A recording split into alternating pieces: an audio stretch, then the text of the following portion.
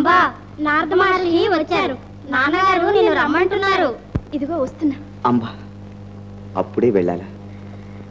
మహర్షి ఆశీర్వాదానికైనా వెళ్ళక తప్పదు కదా. అంబా, ఇంకా ఎన్నాళ్ళు? త్వరలోనే స్వయంవరం నిశ్చయించారు. ఆ రోజుకి మీరు తప్పక రావాలి. ఆహ్వానం పంపిస్తారు. అవును మహర్షి, ఈ సప్తమి నాడు కుమార్తెలకు స్వయంవరం చేయబోతున్నాం.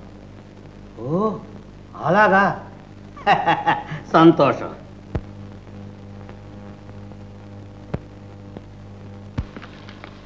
నమస్కారం మునీంద్ర. కళ్యాణమస్తు. జ్యేష్ఠపుత్రిక అంబ, అంబిక, అంబాలిక. ఆహాహా, సౌందర్య రాసు. వీరికి నోచుకున్న ఆ అదృష్టవంతులు ఎవరో ఏమో, అంగ వంగ కళింగ ద్రవిడ కర్ణాటక సకల దేశాధీశ్వరులకు ఆహ్వానాలు పంపించాం. మరి హస్తినాపురం చెప్పినట్లు లేదే మహారాజా? లేదు మహర్షి, కురువంశము గొప్పదే అయినా శంతన మహారాజు రెండవ భార్య సంతానం కొంచెం. తెలిసింది మహారాజా. స్వచ్ఛమైన వంశాలకు శంకర సంపర్కం ఎందుకు? నేను వస్తాను. నారాయణ. అవును భీష్మ, సప్తమి నాడే స్వయంవరం. సప్తమి నాడు? మరింతవరకు ఆహ్వానం రాలేదేం మహర్షి? రాదులే. మీ కురువంశం వర్ణ సంకరం కలిగిందన్న దురభిప్రాయంతో మాట్లాడాడు. అంతటి కండకావరమా కాశీరాజుకు? నా వల్ల మీ వంశానికి ఎంత అప్రతిష్ట కలిగింది నాయన. అమ్మా, నీవు బాధపడకమ్మా. బుద్ధిహీనుల మాట లెక్క చేయకూడదు. వీనికి గర్వభంగం అనర్చిన కాని మా కురువంశ నిష్కళంక మహిమ, మా రాకుమారుల అవక్ర పరాక్రమం బోధపడదు. అయితే అమ్మా, నా పెళ్లి మాట ఉత్తిదేనా? మునీంద్ర, ముగ్గురు భార్యలని ఆశ చూపించారే, మొదటికే మోసం తెచ్చారే. అన్నయ్య, మీ మాట? ఆ మాట ఎప్పుడు పొల్లు కాదు కుమారా. ఆ స్వయంవరం భగ్నం చేసి ఆ ముగ్గురు రాజకుమార్తెను తెచ్చి నీకిచ్చి వివాహం చేస్తాడు మీ భీష్ముడు. అవునమ్మా, ఆశీర్వదించండి మహర్షి. విజయీభవ. స్వయంవర మహోత్సవానికి వచ్చిన రాజకుమారులలో మీకు ఇష్టమొచ్చిన వారిని మీరు వరించవచ్చును. మంత్రి,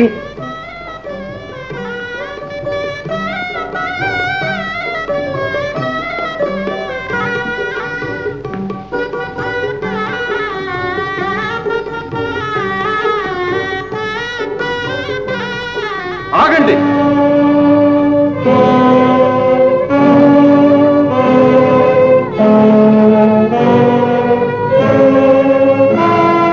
ఈ కన్యలను బంధించండి. ఏమిటి అధర్మం? కాదు, క్షత్రియ ధర్మం. మీ కన్యలను హస్తినాపురపు రాజైన మా తమ్ముడు విచిత్ర వీర్యానికి వివాహం చేస్తాను.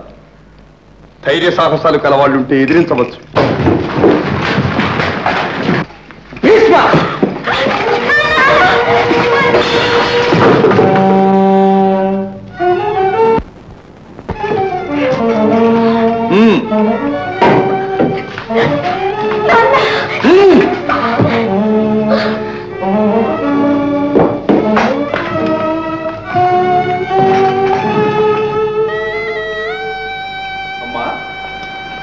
అమ్మా,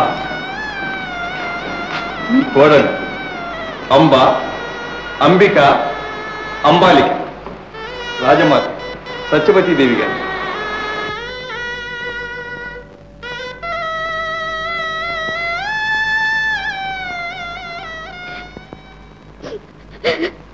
అమ్మా, ఏంటమ్మా ఈ కన్నీరు? దేవి, తల్లి వంటి దాను, నీవే నన్ను రక్షించాలి. నీకు వచ్చిన ఆపద ఏమిటి కుమారి? భయం లేదు, చెప్పమ్మా.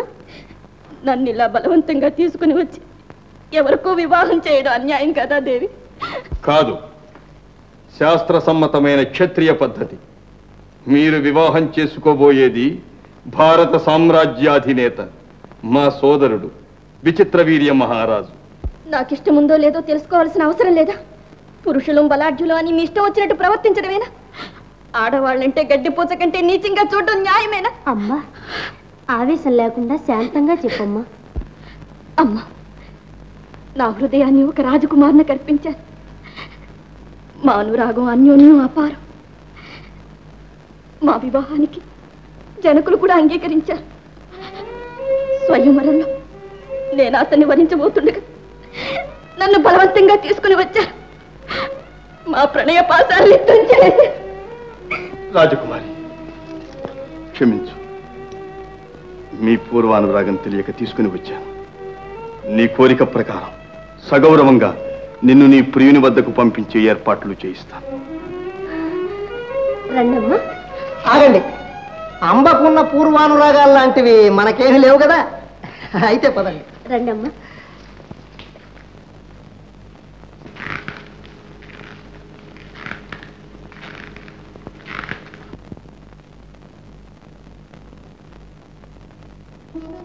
స్వామి.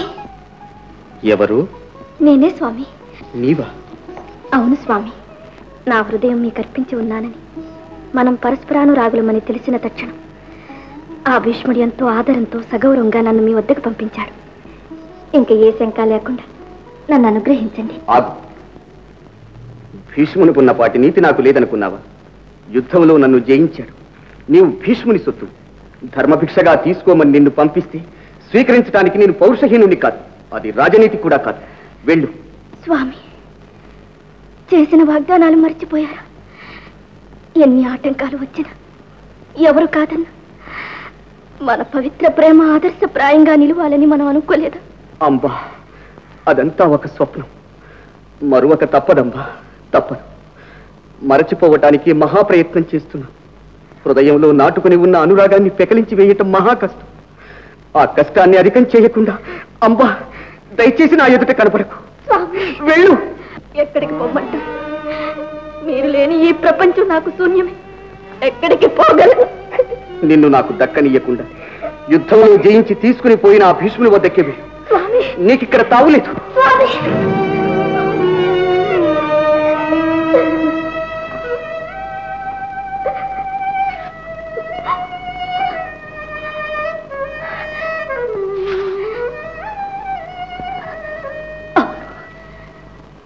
భీష్ముడు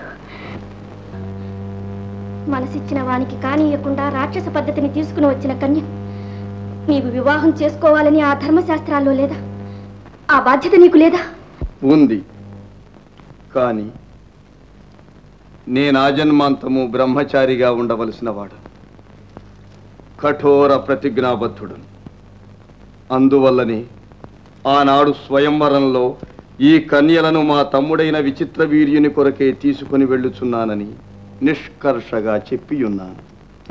నీ హృదయం పరాధీనమని ఆనాడు నీవు చెప్పకుండా ఉంటే ఈ సామ్రాజ్యానికి నిరాటంకంగా పట్టమహిషివై ఉండేదానవు. కాని అన్యులకు హృదయం అర్పించిన నిన్ను అర్థాంగిగా స్వీకరించమని నా తమ్ముడితో ఎలా చెప్పను? అతను మాత్రం ఎలా అంగీకరిస్తాడు?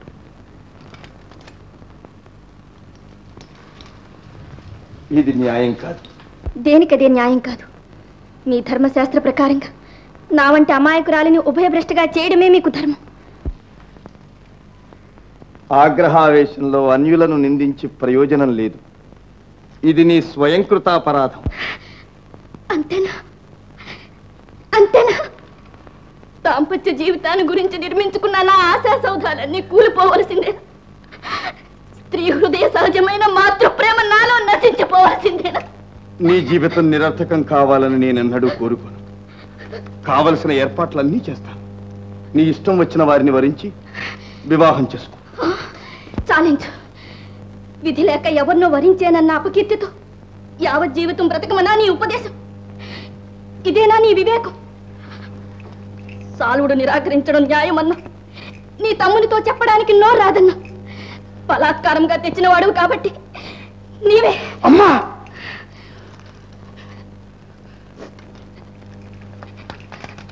నాకు బ్రహ్మచర్య వ్రతం ఉందని తెలుసు. ఆ శబదం నువ్వు విరమించుకోవాలి. ధర్మాచరణకు ఎటువంటి త్యాగమైనా చెయ్యాలి. పశుబలంతో 10 మంది రాజులను ఓడించినంత మాత్రాన నీవు వీరుడవు కావు. బాధ్యతను నిర్వర్తించగల మనోధైర్యం చూపినప్పుడే నీవు వీరుడవవుతావు.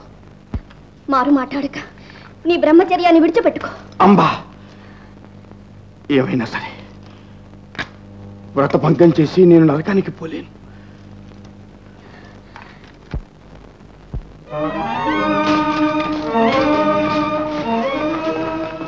భీష్మ, స్త్రీని ఉసిరి పెట్టిన పాపం ఊరికినే పోదు సుమా.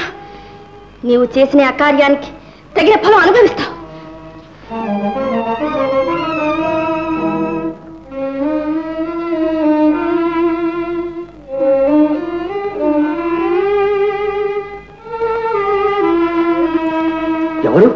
అంబా, ఏమిటమ్మా అడవిలో ఉన్నావు?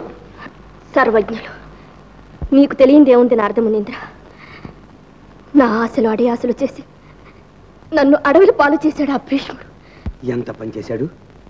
సకల శాస్త్రాలు నేర్చినవాడే ఆడదానికి అన్యాయం చేస్తాడా? చేస్తాడు. తానే మనగాడనుకుంటున్నాడు. ధర్మాధర్మ విచక్షణ లేని వట్టి మొరకు. నిజం నిజం, అతనికి అలాంటి అహంభావం ఉంది. మాట వినే ఘటం కాదు, కొరకరాని కొయ్య. తగినట్టు బుద్ధి చెప్పేవాళ్ళు లేకపోతే సరి. లేకే అతని గురువు పరశురాముడు లేడు, వెళ్ళి అతన్ని ఆశ్రయించు. ఎవరి మాట కాదన్నా గురువు మాట మాత్రం భీష్ముడు అతిక్రమించలేడు. మంచి ఉపాయం చెప్పావు నారద, వారినే శరణు వేడుకుంటాను.